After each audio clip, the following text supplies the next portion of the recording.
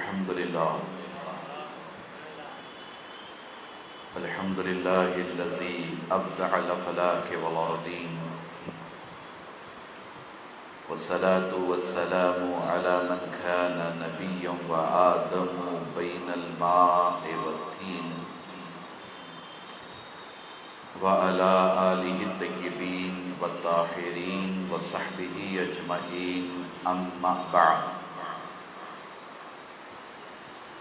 فقد قال الله تبارك وتعالى في القرآن الكريم: أعوذ بالله من الشيطان الرجيم، بسم الله الرحمن الرحيم،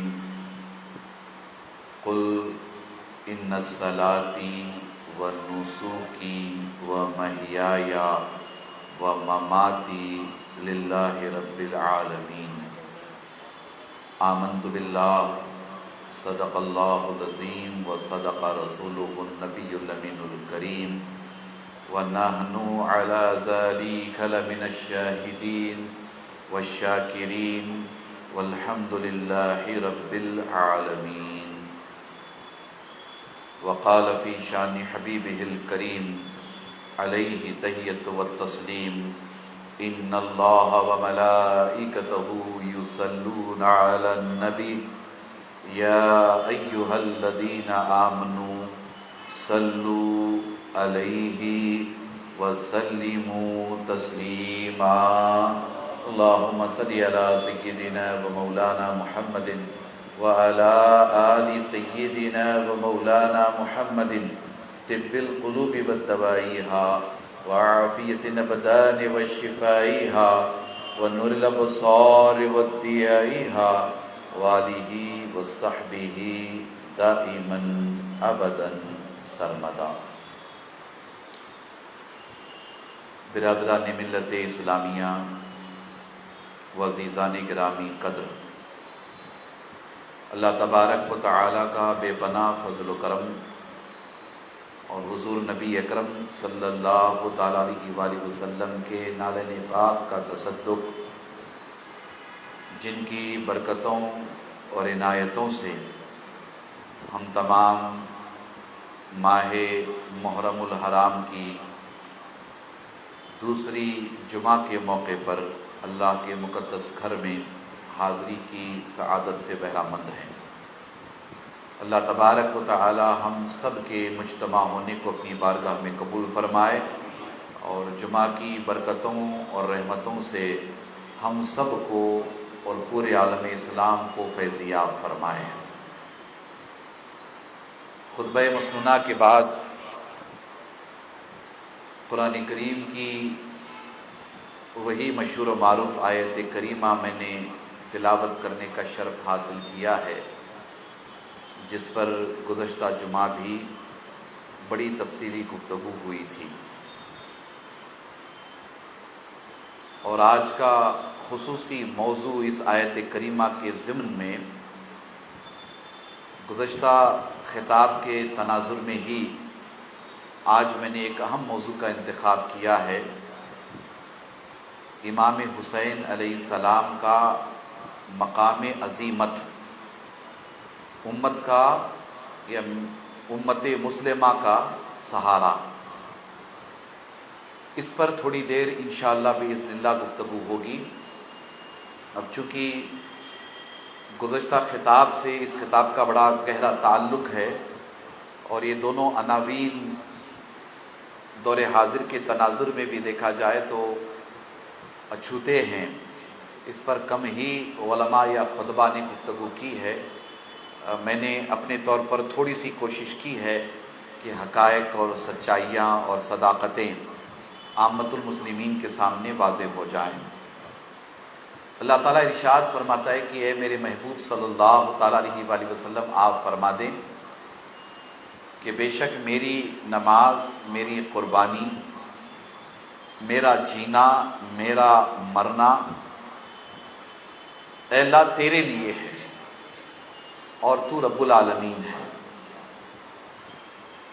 حضور نبی اکرم صلی اللہ تعالیٰ علیہ وآلہ وسلم کی حیات طیبہ بھی اسی آیت کریمہ کی آئینہ دار رہی۔ 63 سالہ پوری حیات طیبہ اٹھا کر کے دیکھ لیں، اسی آیت کریمہ کی بین اور روشن دلیل رہی۔ حضور نبی اکرم صلی اللہ تعالیٰ علیہ وآلہ وسلم کے اہل بیت، آپ کے گھر والے، آپ کے گھرانے والے بلا شبہ اسی آیت کریمہ کی مجسم، مفصل، روشن تفسیر رہے۔ اہل بیت اطہار میں آپ کسی بھی شخصیت کو لے لیں، کسی بھی ذات کو لے لیں، کسی بھی پرسنالٹی کو لے لیں، آپ ان شخصیات میں اس آیت کریمہ کی مکمل طور پر تصویر دیکھیں گے، بلکہ سراپا اس آیت کریمہ کی وہ ہمیں تصویر نظر آتے ہیں، مجسم تفسیر نظر آتے ہیں۔ اہل بیت اطہار نے، بالخصوص حسنین کریمین نے، اپنے جد کریم سے امام حسن مجتبی ہوں یا امام حسین شہید دشت کربلا ہوں، اپنے جد کریم سے اس آیت کریمہ کے ضمن میں صرف پڑھا نہیں ہے بلکہ تربیت بھی پائی ہے۔ اس پر آگے چل کر میں گفتگو کروں گا۔ ان کی اپنی زندگیوں کا معاملہ یہ تھا کہ یہ زندگی کے ایک ایک لمحے کو اللہ اور اس کے رسول کی رضا کے لیے وقف کیے ہوئے تھے۔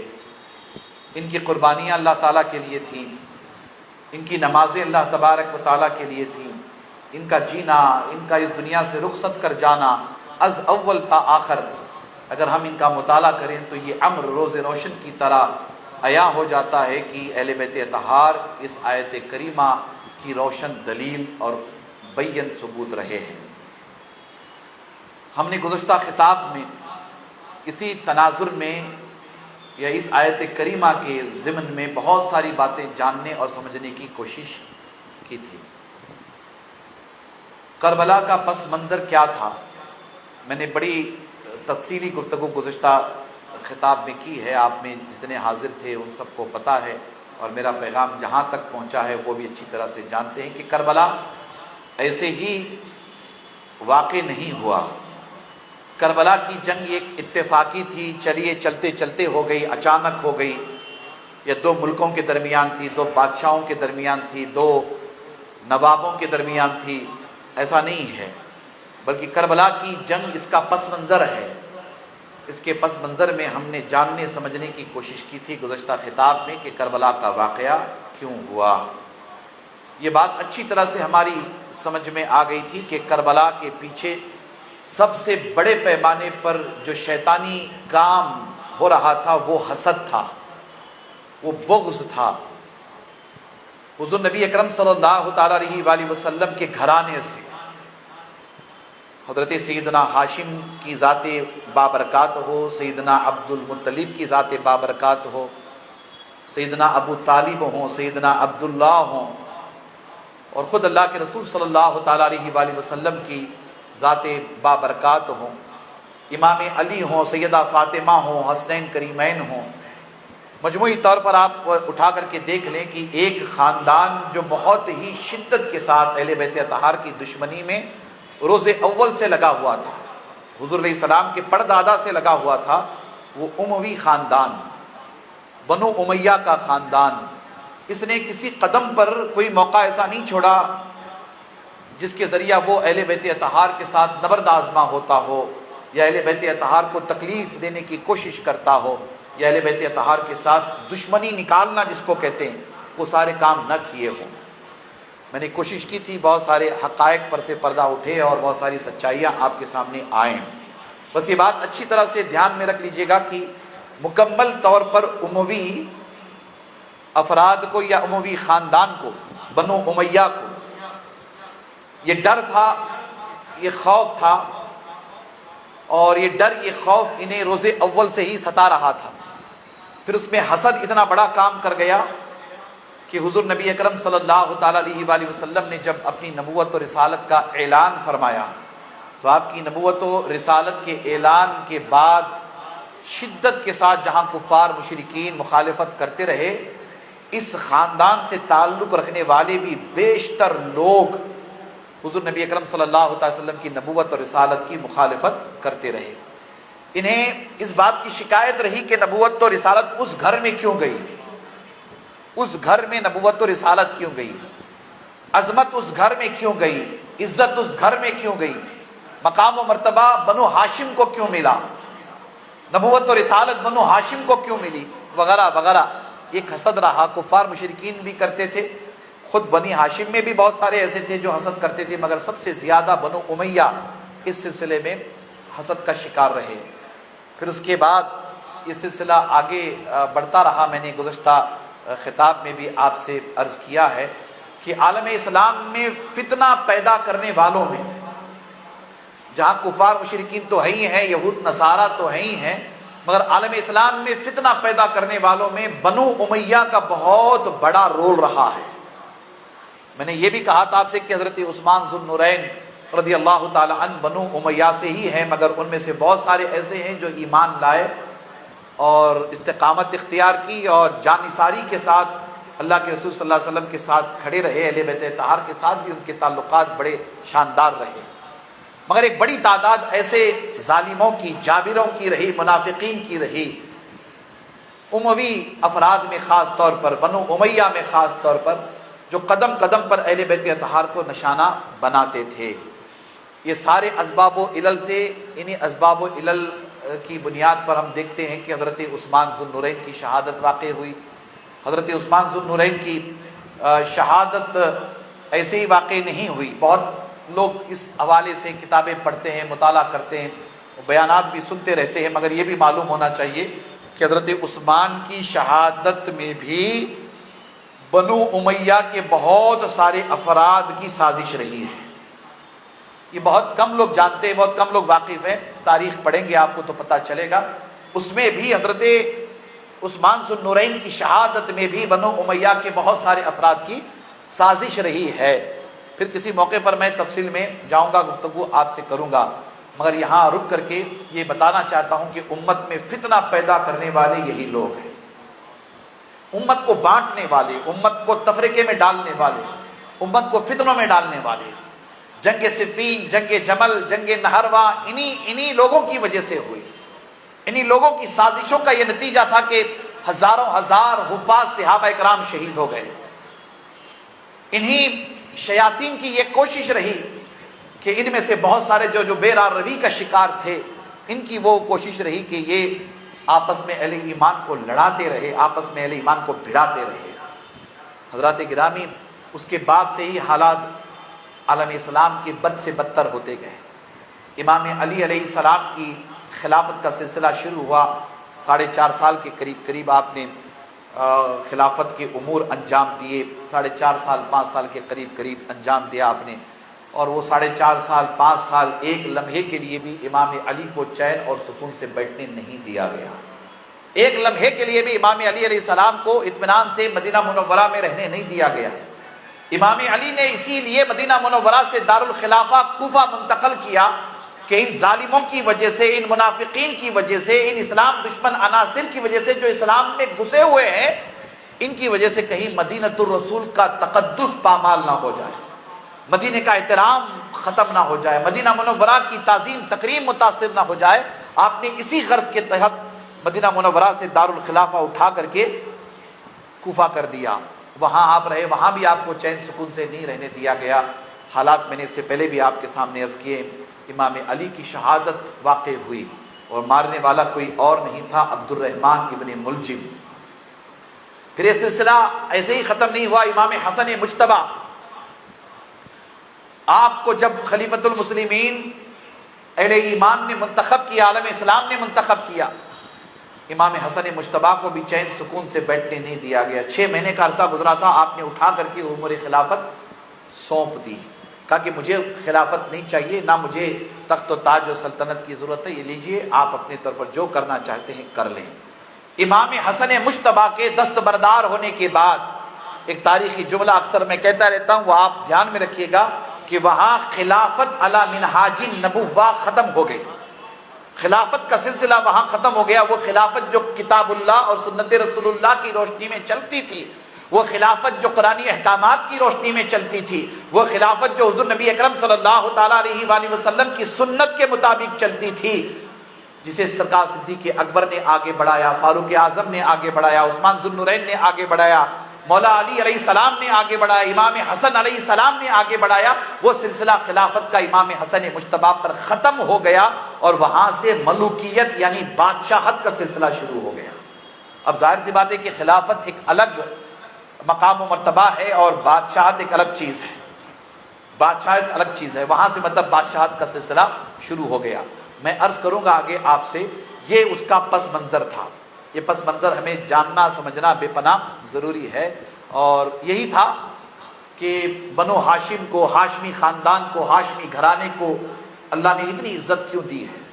یہی حسد انہیں کھائے جاتا تھا کہ رسول اللہ کے گھرانے کو، اہل بیت اطہار کو اتنا کیوں لوگ مانتے ہیں، امت میں ان کی کیوں اہمیت ہے، نماز میں ان پر کیوں درود بھیجا جاتا ہے، کیوں ان کی شان و عظمت اللہ نے قرآن میں بیان کی، کیوں ان کی شان و عظمت احادیث میں آئی، اتنا رسپیکٹ ان کو کیوں دیا جاتا ہے، اتنی تعظیم ان کی کیوں کی جاتی۔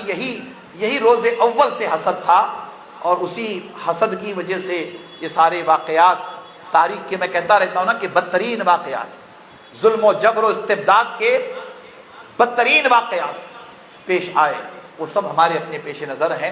میں نے آپ سے گزشتہ خطاب میں اس سلسلے میں بہت ساری باتیں کہی ہیں۔ اب یہاں ہمیں اچھی طرح سے یہ جاننا ہے کہ امام حسین علیہ السلام کا جو مقام عظیمت ہے، آپ کا مقام عظیمت، وہ اتنا مضبوط، اتنا شاندار رہا کہ اسی امام حسین کے مقام عظیمت، مقام استقامت کی برکتوں سے آج 1400 سال گزر گئے ہیں، امت مسلمہ حق کے ساتھ کھڑی ہے، امت مسلمہ حق کے ساتھ ہے۔ امام حسن مجتبی، امام حسین شہید دشت کربلا، یہ دونوں شہزادگان کو پڑھ لیں، بالخصوص امام حسین علیہ السلام کی سیرت پاک اور آپ کی شہادت کے واقعات، جن حالات میں آپ کی شہادت ہوئی، آپ وہ سارے واقعات پڑھ لیں، آپ سنتے رہتے ہیں، پڑھتے رہتے ہیں۔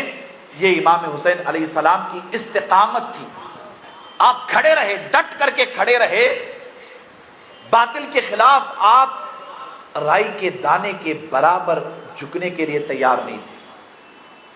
باطل آپ کے سامنے برسرے پیکار تھا، اس کے باوجود بھی امام حسین علیہ السلام صبر و استقامت کے پیکر بن کر کے کھڑے رہے، تسلیم و رضا کے پیکر بن کر کے کھڑے رہے، اپنے اجداد کی سنتوں پر عمل کرتے ہوئے باطل کا مقابلہ کرنے کے لیے اپنے آپ کو تیار کر لیا، کھڑے رہے۔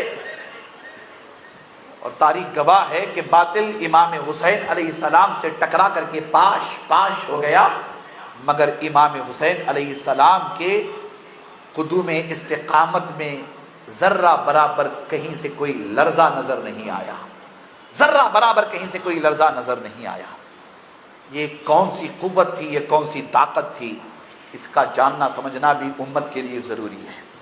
شہادتیں تو بہت ہوئی ہیں، حق اور باطل کی لڑائیاں، حق اور باطل کے مار کے بہت ہوئے ہیں، مگر امام حسین علیہ السلام کی شہادت کو، آپ کے اس مارکے کو عالم اسلام میں بے پناہ اہمیت کیوں حاصل ہے، اس کے لیے بھی ہمیں چند باتوں کا جاننا سمجھنا بے حد ضروری ہے۔ حضرات گرامی، یہ بھی ایسے ہی نہیں ہے، اللہ تعالیٰ نے اس کے لیے جو انتظامات فرمائے تھے وہ انتظامات بڑے شاندار ہیں، اور اللہ تعالیٰ کے فیصلوں پر ہمیں ناز ہوتا ہے، اور اللہ تعالیٰ کے فیصلوں میں بسا اوقات آزمائش ہوتی ہے، مگر اس آزمائش سے گزرنے کے بعد اللہ تبارک و تعالیٰ فتوحات عطا کرتا ہے، اور آزمائش اللہ تبارک و تعالیٰ کی جانب سے ہوتی ہے۔ اس پر جو بندے صبر کرتے ہیں، اللہ تبارک و تعالیٰ انہیں مقام تسلیم و رضا عطا کرتا ہے، انہیں مقام صبر و رضا عطا کرتا ہے، انہیں مقام استقامت عطا کرتا ہے۔ یہ اللہ کے فیصلے ہوتے ہیں۔ آپ ذرا سا دیکھیے، میں نے ذی الحجہ میں حضرت سیدنا ابراہیم خلیل اللہ کا ذکر کیا، میں نے اسماعیل ذبیح اللہ کا ذکر کیا، یہ اجداد ہیں امام حسن مجتبی، امام حسین شہید دشت کربلا کے۔ اب سلسلہ وہیں سے چلا ہے۔ نمرود جیسے ظالم و جابر بادشاہ کے سامنے حضرت ابراہیم علیہ السلام نے جھکنا پسند نہیں کیا، ڈٹ کر کے کھڑے رہے نا۔ نمرود کے سامنے، نمرود کے ظلم و جبر استبداد کے سامنے نمرود جیسے ظالم و جابر بادشاہ کے سامنے جس نے انا ربکم الاعلی کا دعویٰ کیا تھا، اس کے سامنے حضرت سیدنا ابراہیم علیہ السلام ڈٹ کر کے کھڑے رہے، اور آپ نے یہی فرمایا کہ یہ جان لینا ہو تو لے لے، مگر یہ کہ میں تجھے کبھی خدا نہیں مان سکتا۔ آپ جھکنے کے لیے تیار نہیں، یہاں تک کہ آپ کو آگ میں ڈالا گیا، سامنے آپ کے موت تھی، آگ تھی، آگ میں ڈالا گیا، اس کے باوجود بھی آپ جھکنے کے لیے تیار نہیں تھے۔ آپ اندازہ کر لیں کہ جب ہم کربلا کے میدان میں امام حسین علیہ السلام کو 3 دن کا بھوکا پیاسا باطل کے سامنے استقامت کے ساتھ، استقلال کے ساتھ، مضبوطی کے ساتھ کھڑا ہوا دیکھتے ہیں، تو خدا کی عزت کی قسم ہمیں حضرت امام حسین علیہ السلام کے چہرے میں حضرت ابراہیم علیہ السلام کا چہرہ نظر آتا ہے، حضرت ابراہیم علیہ السلام کا چہرہ نظر آتا ہے۔ وہ استقامت، وہ تسلب، وہ ڈٹ کر کے باطل کے سامنے کھڑے رہنا، باطل کی آنکھوں میں آنکھیں ڈال کر کے حق کہنا، سچ کہنا، اللہ اکبر۔ سراپا امام حسین علیہ السلام اپنے جد کریم حضرت ابراہیم علیہ السلام کی تصویر نظر آتے ہیں۔ ادھر ابراہیم نمرود کے آگے نہیں جھکے تھے، ادھر امام حسین علیہ السلام یزید کے آگے نہیں جھک رہے ہیں۔ اب آپ دیکھیں، ایسے ہی کربلا واقع نہیں ہوا ہے، ایسے ہی امام حسین علیہ السلام میں استقامت نہیں آئی ہے۔ امام حسین علیہ السلام اس عظیم گھرانے کے چشم و چراغ ہیں کہ ایک ظالم و جابر بادشاہ جسے ابرہا کہا جاتا ہے، حضور علیہ السلام کی ولادت بسعادت سے قبل مکہ مکرمہ پہ حملہ کرنے کے لیے وہ آیا۔ آپ کو پتا ہے حضرت سیدنا عبد المطلب رضی اللہ تعالی عنہ ابرہا سے ملاقات کرنے کے لیے گئے، واقعہ آپ کو پتا ہے، بار بار آپ سنتے رہتے ہیں، مگر یہاں میں جو بات آپ کی توجہ دلانا چاہتا ہوں، ابرہا کی آنکھوں میں آنکھیں ڈال کر حضرت عبد المطلب نے حق کا اظہار فرمایا تھا، حق کا اظہار فرمایا تھا۔ اس سے یہ نہیں کہا تھا کہ میں تجھ سے رحم کی بھیک معاذ اللہ مانگنے کے لیے آیا ہوں، بلکہ توکل علی اللہ کا اظہار کیا۔ توکل علی اللہ کا اظہار کیسے کہ یہ میری بکریاں، میرے اونٹ جو تیرے قبضے میں ہیں، میں انہیں چھڑانے کے لیے آیا ہوں۔ ابرہا نے کہا تھا کہ میں تو یہ سمجھ رہا تھا کہ آپ کعبے کو بچانے کے لیے آئے ہیں۔ حضرت عبد المطلب نے کہا کہ کعبہ جس کا گھر ہے وہ اللہ اپنے گھر کو بچا لے گا، وہ اللہ اپنے گھر کو بچا لے گا۔ آپ نے توکل علی اللہ کا جو مظاہرہ ابرہا کے سامنے فرمایا تھا، 3 دن کے بھوکے پیاسے امام حسین علیہ السلام کو کربلا کے میدان میں جب ہم صاحب استقامت دیکھتے ہیں، 3 دن کے بھوکے پیاسے امام حسین علیہ السلام کو کربلا کے میدان میں ہم توکل علی اللہ کرتے ہوئے دیکھتے ہیں، اللہ پر بھروسہ کرتے ہوئے دیکھتے ہیں، خدا کی عزت کی قسم ہمیں امام حسین علیہ السلام کے چہرے میں حضرت سیدنا عبد المطلب رضی اللہ تعالی عنہ کا چہرہ نظر آتا ہے۔ اللہ اکبر۔ یہ وہ شان امام حسین علیہ السلام کی ہے جو کسی اور کو میسر نہیں۔ آپ غور کریں، حضور نبی اکرم صلی اللہ تعالی علیہ وآلہ وسلم کو مکہ مکرمہ میں کتنا ستایا گیا، کتنی تکلیفیں دی گئی، کس قدر آپ کو مصائب آرام سے گزارا گیا، پتھر برسائے گئے، کوڑا کرکٹ ڈالا گیا، جانور کی اوجری لا کر کے حضور علیہ السلام کے جسم مبارک پر ڈالی گئی، آپ کو گالیاں دی گئی، آپ پر تانے کسے گئے، آپ پر الزامات لگائے گئے، آپ کو قتل کرنے کی سازش کی گئی، آپ کے دندانے مبارک شہید ہوئے۔ ہر قدم پر آپ صبر کرتے رہے، صبر کرتے رہے، صبر کرتے رہے۔ یہی وہ صبر کی خوبصورت تصویر ہے۔ کربلا کے میدان میں ہم امام حسین علیہ السلام کے چہرے میں امام الانبیاء علیہ السلام کا چہرہ دیکھتے ہیں، امام الانبیاء علیہ السلام کا چہرہ دیکھتے ہیں۔ اللہ اکبر۔ یہی امام علی ہیں، یہی سیدہ فاطمہ ہیں۔ آپ ذرا توجہ تو کریں کہ کیسی شان، کیسی عظمت ہے ان شہزادوں کی۔ اللہ تبارک و تعالیٰ نے کتنا بڑا مقام، کتنا بڑا مرتبہ انہیں عطا فرمایا ہے نا۔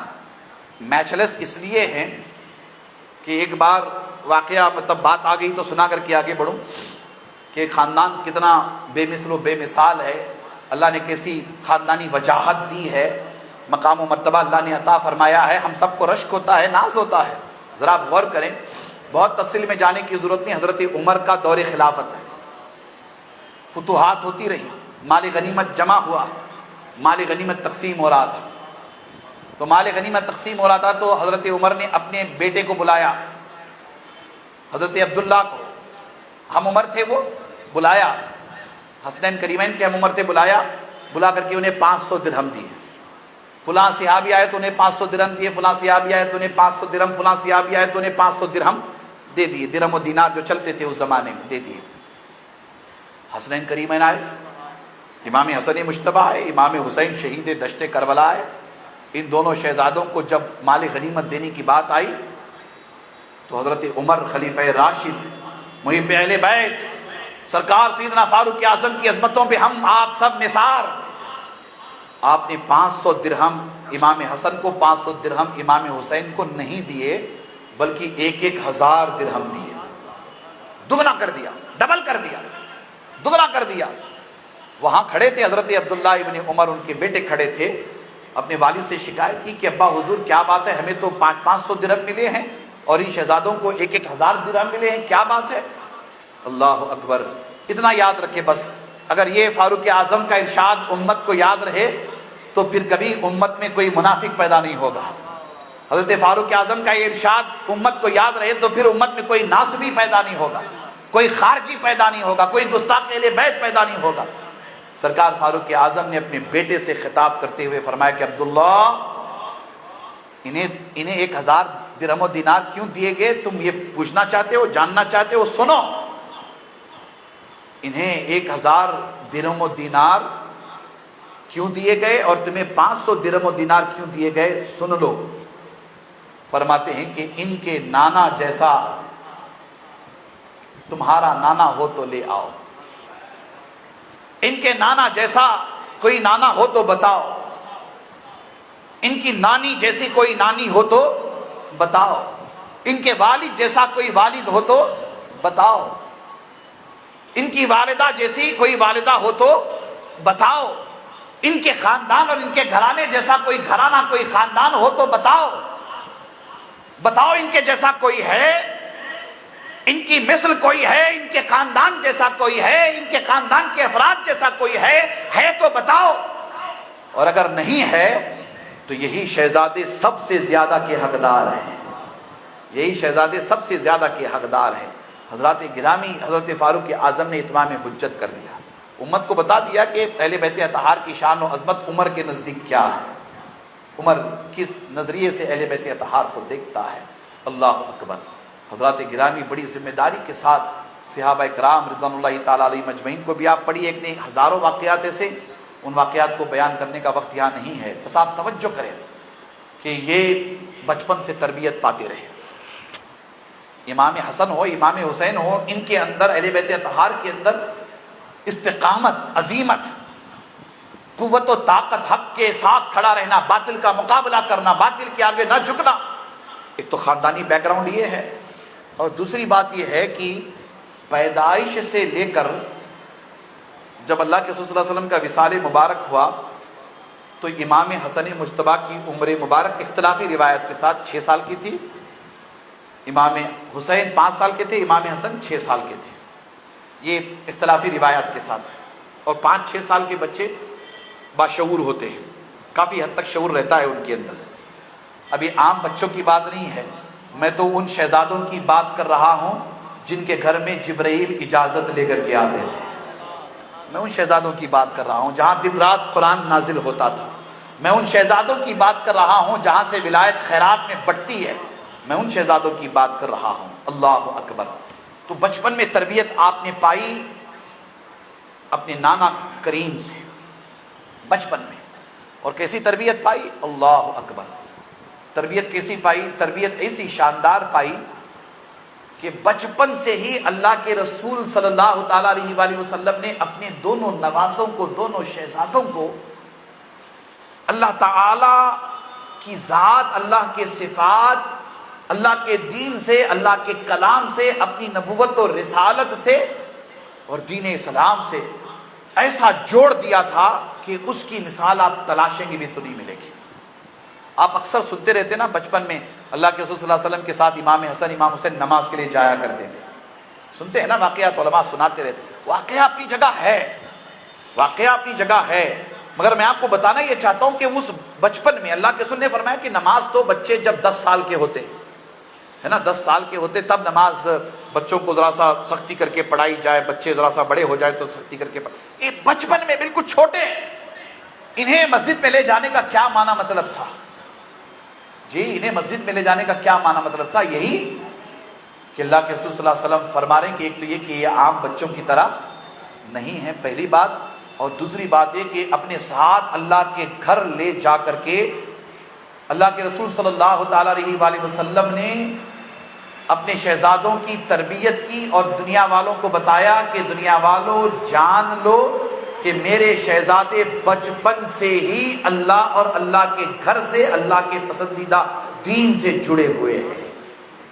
تربیت دیکھیے کتنی شاندار ہے، تربیت کتنی شاندار ہے۔ ہم آپ بڑی ذمہ داری کے ساتھ ان باتوں کو جانتے سمجھتے رہے، اور اکثر دیکھا گیا کہ یہ شہزادے اللہ کے رسول صلی اللہ علیہ وسلم کے آغوش میں رہتے تھے، گود میں رہتے تھے، گود میں اللہ کے رسول اٹھاتے تھے، گود میں رہتے تھے۔ تو کیا کرتے تھے یہ شہزادے؟ یہ دونوں شہزادے، اللہ اکبر، یہ دونوں شہزادے حضور صلی اللہ علیہ وسلم سے بڑی محبت کرتے تھے۔ اللہ کے رسول صلی اللہ علیہ وسلم اپنی زبان مبارک ان شہزادوں کے منہ میں دیتے تھے۔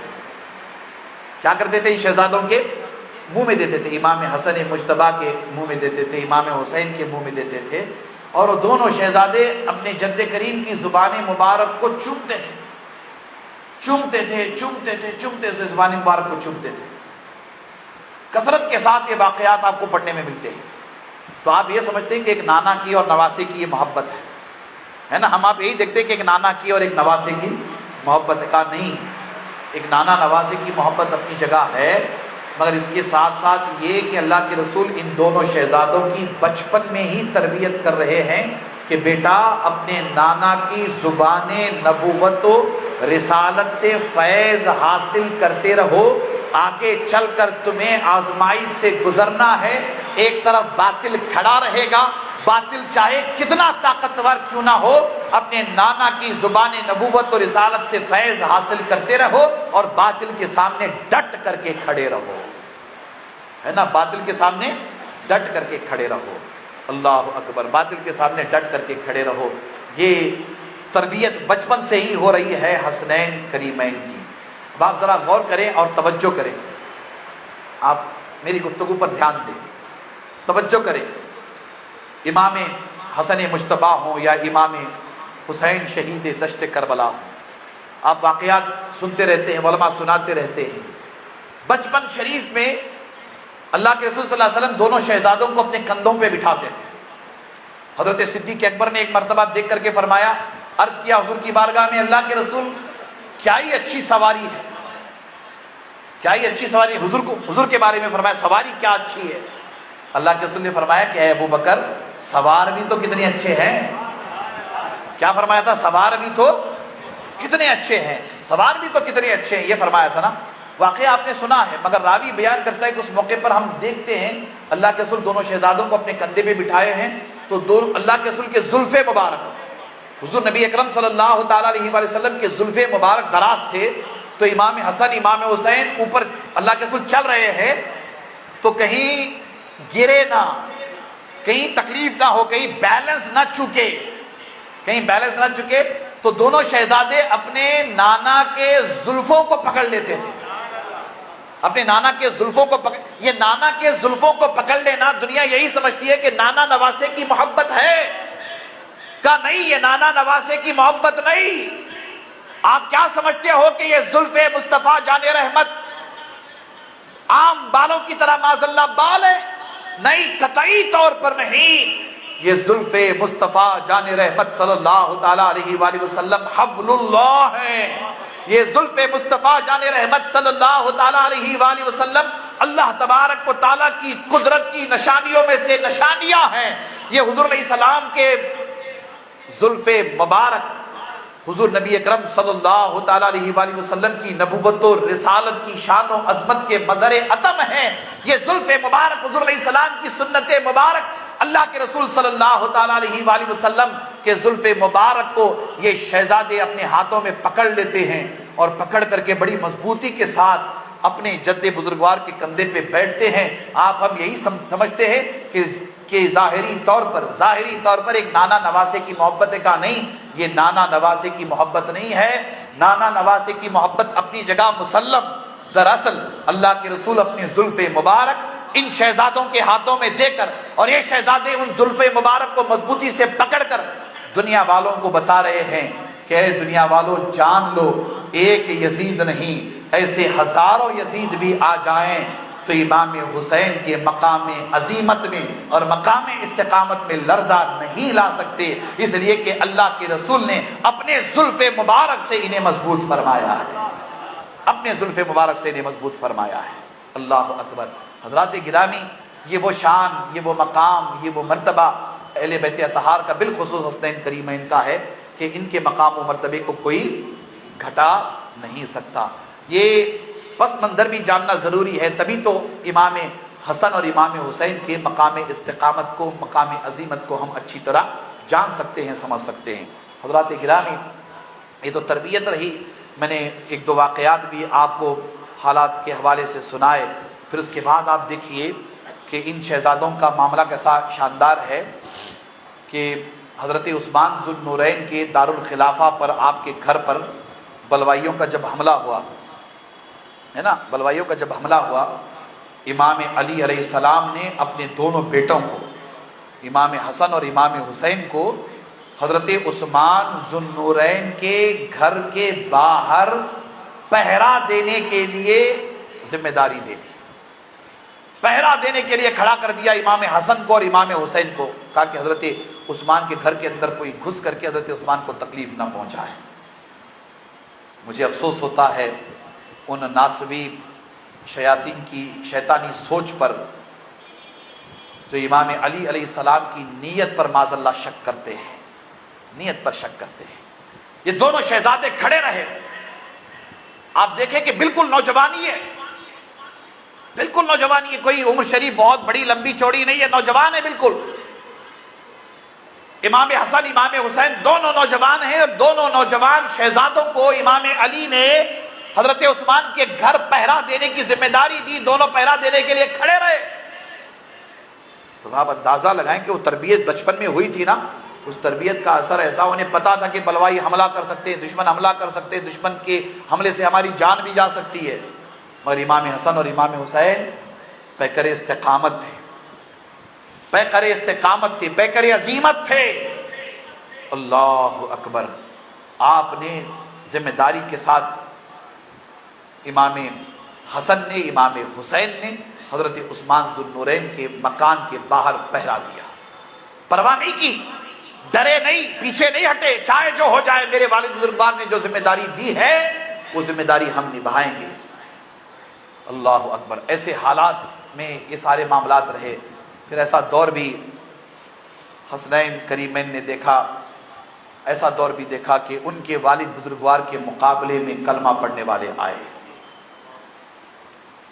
امام علی سے لڑنے والوں میں سارے کلمہ پڑھنے والے، سارے کلمہ پڑھنے والے تھے۔ جنگ صفین، جنگ جمل، جنگ نہرواں، دیکھیں سارے کلمہ پڑھنے والے تھے۔ یہ بھی منظر ان شہزادوں نے دیکھا، یہ بھی دیکھا کہ 4.5 سال 5 سال کا یہ عرصہ جو امام علی کی خلافت کا کیسے گزرا ہے، امام علی علیہ السلام کس قدر تکالیف اٹھاتے رہے، کس قدر پریشانیوں سے دوچار رہے، کس قدر امام علی علیہ السلام کو پریشان کیا گیا۔ دن رات امام حسن بھی دیکھتے تھے، امام حسین بھی دیکھتے تھے، امام حسن بھی دیکھتے تھے، امام حسین بھی دیکھتے تھے۔ وہ عظیمت مضبوط ہوتی گئی ہے نا، عظیمت مضبوط ہوتی گئی۔ کہا نہیں، حالات چاہے جیسے ہوں، ہم دین کی خاطر کھڑے رہیں گے، ہم دین کی خاطر قربانی دیں گے، ہم اسلام کی خاطر قربانی دیں گے، ہم اللہ اس کے رسول کی خاطر قربانی دیں گے، ہم قرآن کی عظمتوں کی خاطر قربانی دیں گے، ہم دین کی شان و عظمت کے حوالے سے قربانی دیں گے۔ کھڑے رہے، کھڑے رہے۔ اللہ اکبر۔ امام علی کی شہادت وہ بھی سامنے ہوئی، ان لوگوں کے سامنے ہوئی۔ آپ اندازہ لگائیں کہ امام علی کی شہادت واقع ہوئی، دشمنوں کی دشمنی کا اندازہ آپ لگائیں کہ یہ ڈر، یہ خوف تھا اس بات کا کہ امام علی کی تدفین کے بعد آپ کے جسد مبارک سے کہیں یہ لوگ بدتمیزی نہ کریں۔ ایک عرصے تک امام علی علیہ السلام کے جسد مبارک کو صیغہ راز میں رکھا گیا۔ کہاں تدفین کی گئی یہ سوائے اہل بیت اطہار کے اور چند جانثاروں کے کسی کو پتہ نہیں تھا۔ آپ اندازہ لگائیں، غور کریں کس قدر حالات خراب تھے، کس قدر حالات پراگندہ تھے۔ اللہ اکبر۔ میں وقت چونکہ مجھے اجازت نہیں دے رہا ہے، ورنہ اور تفصیل آپ کے سامنے میں پیش کرتا، تو صاحب کی توجہ چاہ رہا ہوں ان امور پر جو بہت ہی اہم ہیں۔ امام علی علیہ السلام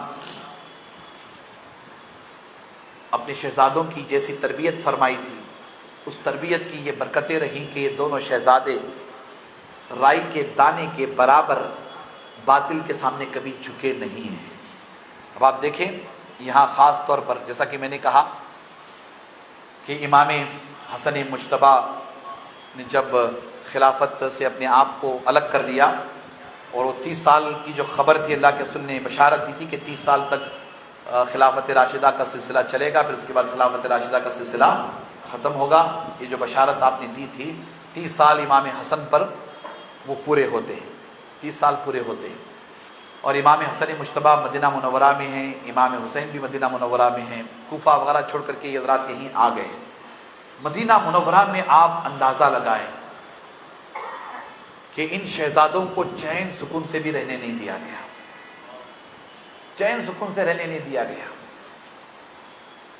اموی حکمران یعنی بنو امیہ کے حکمران، اموی حکمران یہ سمجھتے تھے کہ امام حسن امام حسین ان دونوں کے ہوتے ہوئے ہمیں وہ مقام حاصل نہیں ہوگا جس مقام کی خواہش ہمیں ہے، سمجھ رہے؟ وہ مقام حاصل نہیں ہوگا۔ اور حسد اور بغض کا معاملہ تو میں نے آپ کو بتا ہی دیا۔ ان میں تو بعض لونڈے ایسے تھے، بنو امیہ کے بعض لونڈے ایسے تھے جو یہ سوچ رکھتے تھے کہ ہم کب بدر کے مقتول کا بدلہ لیں گے۔ بدر میں جو ان کے مارے گئے تھے بڑے بڑے، میدان بدر میں جو مارے گئے تھے ان کے بڑے بڑے، اس کا بدلہ ہم کب لیں گے، یہ سوچ بھی کچھ نوجوانوں کی تھی، بنو امیہ کے کچھ لونڈوں کی یہ سوچ بھی تھی، کب ہم ان کا بدلہ لیں گے، ایسی سوچ بھی تھی ان کی اپنی۔ اللہ اکبر۔ مگر آپ دیکھیں حالات کیسے تھے کہ امام حسن امام حسین دونوں کے پاس نہ تخت ہے، نہ تاج ہے، نہ حکومت ہے، نہ سلطنت ہے، نہ فوج ہے، نہ لشکر ہے، نہ سپاہ ہے، نہ بادشاہت ہے، ان کے پاس کچھ نہیں ہے، دولت ثروت کچھ نہیں، کہتے نا کہ وہ مال متاع کچھ نہیں، یہ بس دونوں شہزادگان رسول ہیں، یہ اہل بیت اطہار ہے، شہزادگان رسول ہے، ان کے پاس کسی طرح کا کوئی ظاہری پاور نہیں ہے، سلطنت حکومت کچھ، بادشاہت کچھ نہیں ہے، مگر اس کے باوجود بنو امیہ کو ان دونوں سے بڑا ڈر تھا۔ آپ غور نہیں کر رہے ہیں، دیکھیے ایک بادشاہ کو ایک بادشاہ سے ڈر ہوتا ہے کہ میں بھی سپر پاور تو بھی سپر پاور۔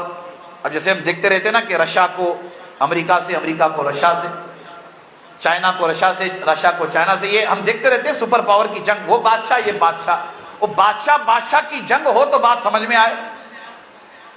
بادشاہ اگر بادشاہ سے ڈرے، ایک سلطنت دوسری سلطنت سے ڈرے، ایک حکومت دوسری حکومت سے ڈرے تو بات سمجھ میں آتی ہے۔ اب بنو امیہ بادشاہ بن چکے ہیں، بنو امیہ کے افراد پاور میں ہیں، بنو امیہ کے پاس اقتدار ہے، سلطنت ہے، سب کچھ ان کے اپنے پاس ہے، مگر پھر بھی امام حسن امام حسین سے ڈر خوف ہے۔ امام حسن امام حسین یہ نہ بادشاہ ہیں ظاہری طور پر، نہ یہ سلطان ہیں ظاہری طور پر، نہ ان کے پاس حکومت ہے، نہ سلطنت ہے، نہ لشکر، نہ سپاہ، نہ ہتھیار، کچھ ان کے پاس نہیں ہے، مگر بنو امیہ کو ڈر کیوں ہے ان دونوں شہزادوں سے؟ بات صرف اتنی ہے دوستو کہ بنو امیہ بادشاہ تو بن گئے تھے، وہ بادشاہ بن کر عالم اسلام پر، جو اس وقت عالم اسلام تھا اس پر حکومت تو کر رہے تھے، ظاہری طور پر عالم اسلام پر حکومت بنو امیہ کی تھی، اور سارے مسلمانوں کے دلوں پر حکومت امام حسن امام حسین کی تھی. امام حسن اور امام حسین کی حکومت تھی. اللہ اکبر. ان کے دلوں پر ان کی حکومت تھی. یہ جو دلوں میں حکومت ہے نا، یہ دلوں کی حکومت اسے کیسے چھینا جا سکتا ہے؟ بنو امیہ کو سب سے بڑی یہی پرابلم تھی کہ ان شہزادوں کی حکومت مسلمانوں کے دلوں پر ہے، اس حکومت کو کیسے چھینا جا سکتا ہے؟ وہ تو چھینا جا ہی نہیں سکتا، اس لیے کہ نماز میں یہ ضروری قرار دیا گیا ہے کہ جب تم التحیات پڑھ لو تو درود ابراہیم بھی پڑھو. اور درود ابراہیم کیا پڑھو؟ اللہم صلی علی محمد وعلی آل محمد پڑھنا ہے نا. کما صلی تعالی ابراہیم وعلی آل ابراہیم وہ بعد میں ہے. پہلا اللہم صلی علی محمد وعلی آل محمد، پہلے حضور علیہ السلام پر، ان کی آل پر درود و سلام. پہلے ان کی آل پر درود و سلام. یہ شان و عظمت تو کوئی چھین نہیں سکتا. تو اموی حکمران یہ محسوس کر رہے تھے کہ بادشاہ تو ہم ہیں مگر حکومت تو ان دونوں شہزادوں کی چل رہی ہے. بادشاہ تو ہم ہیں مگر حکومت ان دونوں شہزادوں کی چل رہی ہے. یہی سب سے بڑی پرابلم تھی. اب امام حسن مجتبیٰ کو راستے سے ہٹانے کی تیاری ہوئی. میں نے گزشتہ جمعہ مختصراً آپ سے کہا راستے سے ہٹانے کی تیاری، امام حسین کو بھی راستے سے ہٹانے کی تیاری. اب آپ اندازہ لگائیں کہ بنو امیہ کے دور میں یہ سسٹم بنایا گیا تھا. بہت کم لوگ جانتے ہیں، میں آپ کو بتا رہا ہوں. یہ سسٹم بنایا گیا تھا کہ ممبروں پر جمعے کے دن حضرت علی کو گالیاں دی جاتی تھی. اہل بیت اطہار کو گالیاں دی، جمعے کے دن گالیاں دی جاتی تھی. مجلسوں میں برا بھلا کہا جاتا تھا، مجلسوں میں گالیاں دی جاتی تھی، محفلوں میں گالیاں دی جاتی تھی. مروان مدینے کا گورنر تھا. پڑھیں اس شیطان کو تو آپ کو پتا چلے گا کہ اس نے کیسی کیسی شیطانی حرکتیں کی. مروان سے پوچھا گیا کہ ممبر رسول پر تم اس علی کو گالیاں دے رہے ہو جس علی کی محبت کو اللہ کے رسول نے ایمان فرمایا ہے، اہل بیت کو تم گالیاں دے رہے ہو.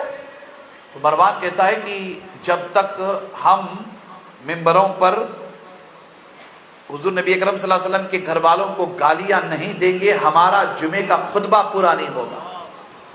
یہ ذہنیت بنی ہوئی تھی، ہمارا جمعے کا خطبہ پورا نہیں ہوگا، یہ کہتے تھے. پھر آپ آگے بڑھیں اور ذرا غور کریں، توجہ کریں کہ باضابطہ طور پر اموی دور خلافت میں جھوٹی حدیثیں گھڑنے کا سلسلہ شروع ہو گیا. جھوٹی باتیں کہنے کا. ہوتے ہیں نا اندھ بھکت ہوتے ہیں، اس زمانے میں بھی اندھ بھکت تھے جیسے آج ہیں اندھ بھکت، ویسے اس زمانے میں بھی اندھ بھکت. جھوٹی باتیں، جھوٹی باتیں گھڑ کر کے. وہ جھوٹی باتیں کس کے بارے میں ہوتی تھی؟ وہ جھوٹی باتیں امام علی کے بارے میں ہوتی تھی. وہ جھوٹی باتیں سیدہ فاطمہ کے بارے میں ہوتی تھی. وہ جھوٹی باتیں حسنین کریمین کے بارے میں. وہ جھوٹی باتیں اہل بیت اطہار کے بارے میں. جھوٹی حدیثیں ہوتی تھی. جھوٹی باتیں گھڑ کر کے منسوب کر دیتے تھے اللہ کے رسول نے یہ فرمایا، اللہ کے رسول نے یہ فرمایا، اللہ کے رسول نے یہ فرمایا. جھوٹی باتیں کہہ کر کے. اور باضابطہ طور پر تاریخ میں لکھا گیا ہے کہ روپیہ پیسہ دے کر کے بہت سارے لوگوں کو متعین کیا گیا تھا، اپوائنٹ کیا گیا تھا کہ ان کا کام ہی پروپیگنڈا کرنا تھا، ان کا کام ہی جھوٹی باتیں پھیلانا تھا، ان کا کام ہی جھوٹی حدیثیں گڑھنا منسوب کرنا. انہیں پیسہ دیا جاتا تھا.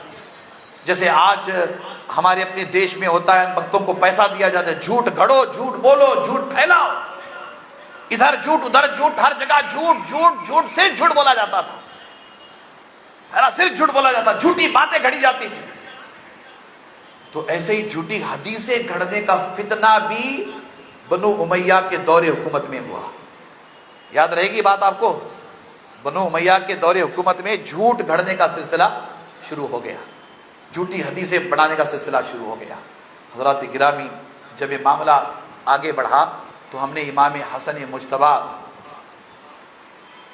علیہ السلام کو دیکھا ہے کہ آپ کو 7 مرتبہ زہر دیا گیا. کتنی مرتبہ؟ 7 مرتبہ آپ کو زہر دیا گیا. 7 ٹائم، 7 مرتبہ آپ کو زہر دیا گیا، 7 بار. آپ اندازہ لگائیں کہ وہ زہر قاتل تھا. 7 بار امام حسن کو زہر دیا گیا، 7 بار. اور یہ بھی سازش، بڑی جھوٹی سازش کہ اس زہر کا الزام معاذ اللہ آپ کی بیوی کے سر ڈال دیا گیا، جبکہ یہ سچائی نہیں ہے، جھوٹ ہے، بالکل جھوٹ ہے، بالکل جھوٹ.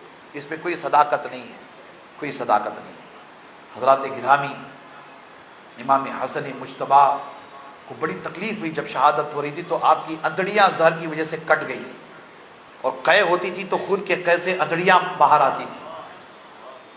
مظلوم ترین امام، مظلوم ترین امام سرکار غوث اعظم محبوب سبحانی امام حسن ہی کی اولاد میں سے ہیں، غوث الثقلین انہی کی اولاد میں سے۔ جد بزرگوار آپ کے والد کا سلسلہ امام حسن سے ملتا ہے، والدہ کا امام حسین سے ملتا ہے، سرکار غوث اعظم کا۔ آپ اندازہ لگائیں اتنی بڑی شخصیت اور کس قدر مظلوم ترین شخصیت۔ امام حسن مجتبیٰ کی شہادت ہوئی، میں نے کہا نا کہ آپ کو روضہ رسول میں دفن ہونے نہیں دیا گیا، آپ کے جنازے پر تیر چلائے گئے وغیرہ وغیرہ۔ یہ سارا کچھ امام حسین اپنی نظروں کے سامنے دیکھ رہے ہیں، دیکھ رہے ہیں اپنی نظروں کے سامنے کیا کچھ ہو رہا ہے۔ پھر امام حسن کی شہادت کے بعد بالکل امام حسین علیہ السلام نے اپنے آپ کو الگ کر لیا تھا، الگ کر لیا تھا بالکل اپنے آپ کو، مگر گوشہ نشینی کے باوجود بھی یہ بات غور طلب ہے، دمشق کے تخت پر بیٹھنے والے اموی حکمران،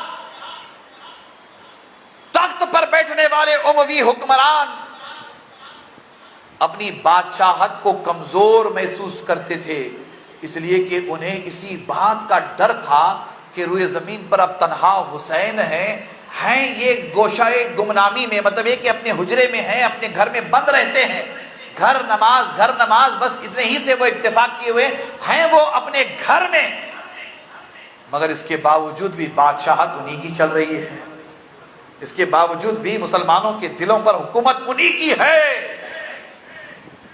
یہ حسد بڑھتا گیا بڑھتا گیا بڑھتا گیا۔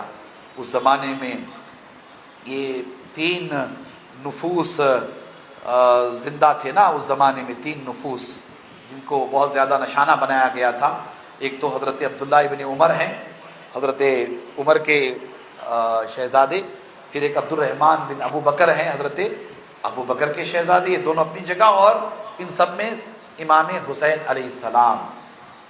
اب ان دونوں شہزادوں کا تذکرہ تو سرکار صدیق اکبر کے صاحبزادے فاروق اعظم کے صاحبزادے ہم بارہا کرتے ہی رہتے ہیں، مگر امام حسین علیہ السلام چونکہ مرکزی شخصیت تھے، میں آپ کو بتا رہا ہوں، بڑی ذمہ داری کے ساتھ بتا رہا ہوں کہ اس زمانے میں امام حسن مجتبیٰ کی شہادت کے بعد روئے زمین پر بلکہ کم و بیش 18,000 عالمین میں امام حسین سے بڑھ کر کے عزت والی شخصیت کوئی اور نہیں تھی، امام حسین علیہ السلام سے بڑھ کر عزت والی شخصیت کوئی اور نہیں تھی، وہ مدینہ منورہ میں ہے۔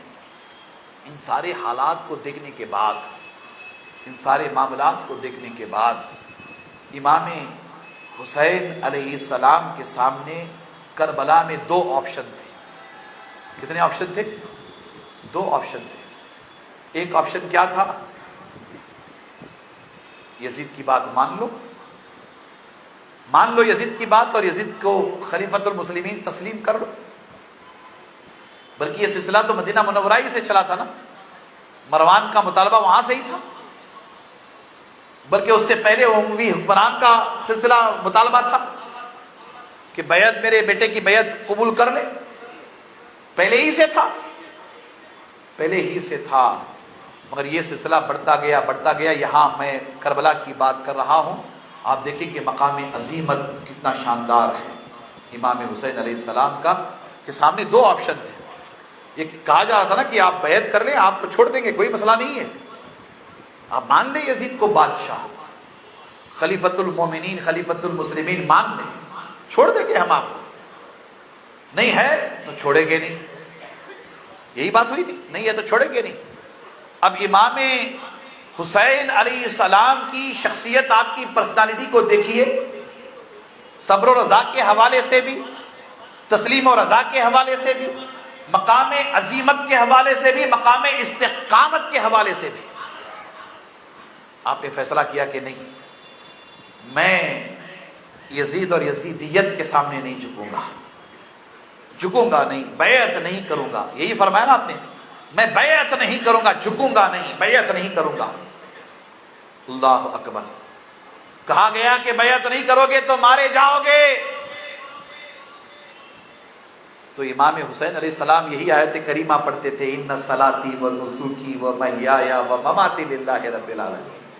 یزیدیو، علی کے بیٹے کو مرنے مارنے کی بات کرتے ہو، علی کے بیٹے کو موت سے ڈراتے ہو۔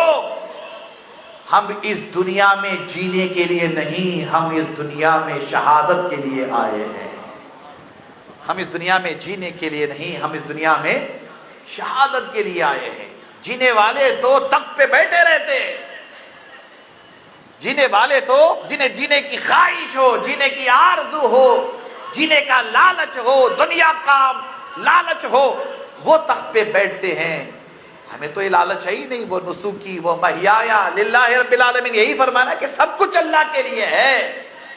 حسین سے پوچھتے ہو مارے جاؤ گے؟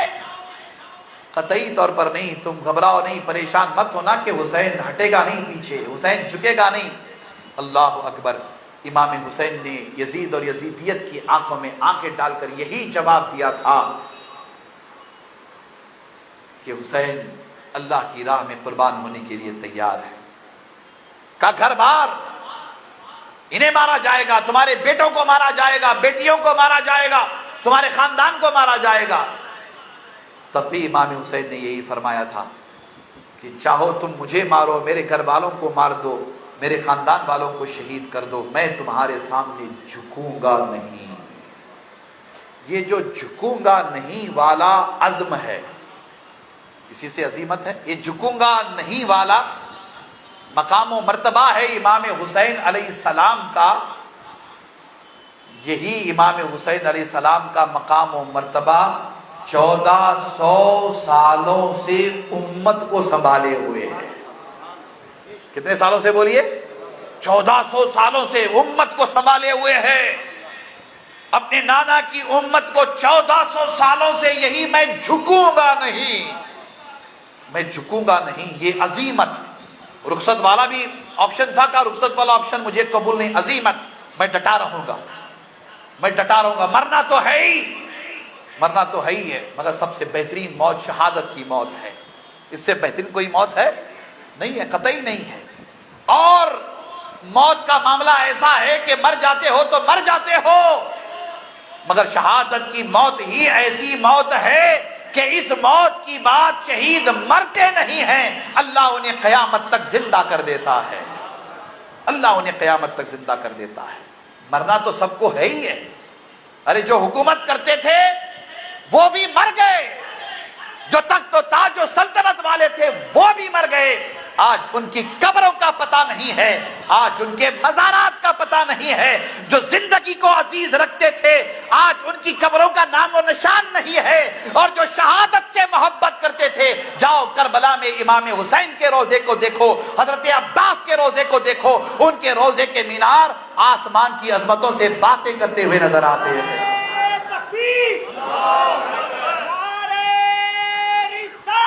اللہ اکبر، اللہ اکبر،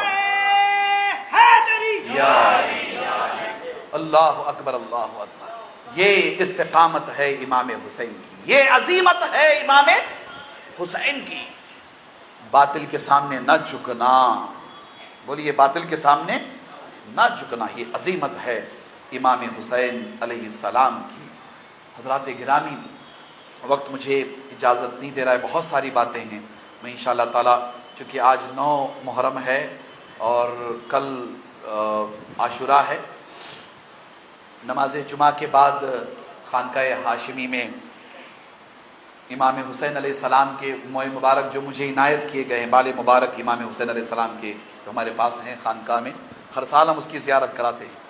تو جمعہ کے بعد ابھی عورتوں کے لیے زیارت ہے، یہ سلسلہ مغرب تک چلے گا۔ بہت بڑی تعداد میں خواتین ماشاءاللہ تشریف لاتی ہیں، وہ زیارت کریں گی، اور مغرب کی نماز کے ساتھ شب عاشوراء کا اہتمام رہتا ہے، اور آپ سب کے لیے موئے مبارک کی زیارت کا اہتمام ہے۔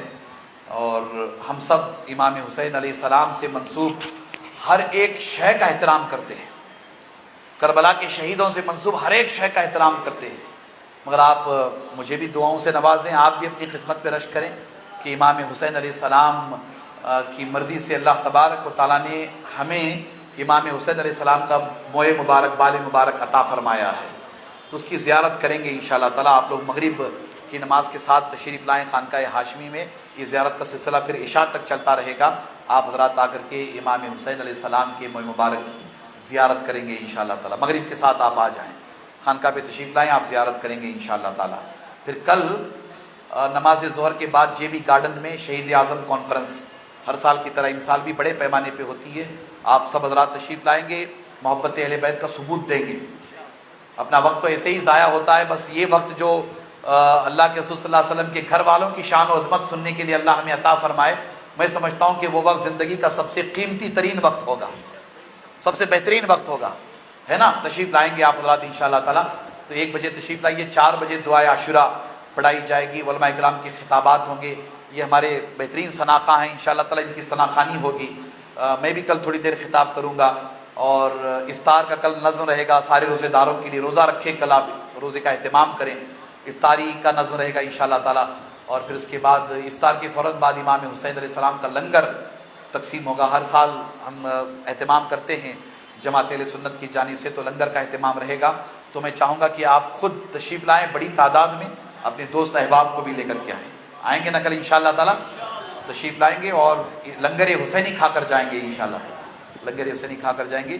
یہ کل کے حوالے سے کچھ تفصیل تھی، اور یہ صحت کی گزارش کی گئی، دعائے صحت۔ انور خان یہ بیمار ہیں، دعا فرمائیں کہ انہیں اللہ تعالیٰ صحت عطا فرمائے، اور روئے زمین پر جتنے بیمار ہیں اللہ سب کو صحت عطا فرمائے۔ یہ ہمارے امام صاحب کے والد بزرگوار کا انتقال ہوا ہے، جناب مرتضیٰ صاحب، اور ہمارے سکندر مسجد کمیٹی کے سیکریٹری محبوب کلادگی، ان کی اہلیہ کا انتقال ہو گیا ہے۔